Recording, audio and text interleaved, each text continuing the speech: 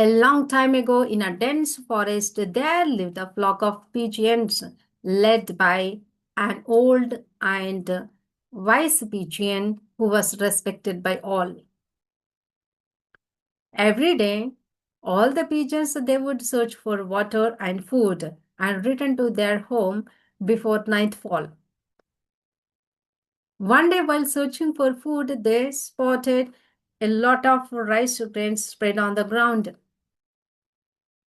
The wise pigeon became suspicious and advised them not to eat the grains. But all the pigeons, they didn't listen to the wise pigeon's advice. They went down and started eating the grains. As they started eating the grains, they just found that their feet were stuck in the net.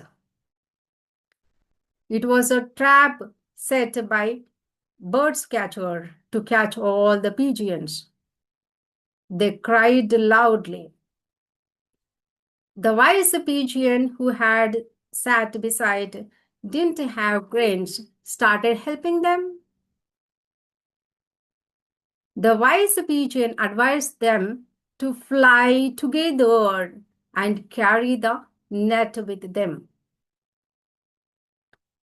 When they started flying together, they managed to carry the net and flew away. They were away from the bird catcher.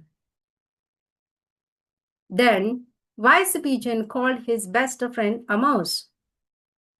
The mouse helped all pigeons by cutting the net with its sharp teeth. All the pigeons thanked the mouse and the wise pigeon. The wise pigeon smiled and said, "Unity is strength." The moral of the story is, unity is indeed strength. In this story, unitedly they have achieved. They had a chance to escape from the bird catcher unitedly. So, with together we can achieve anything. It's very easy to achieve.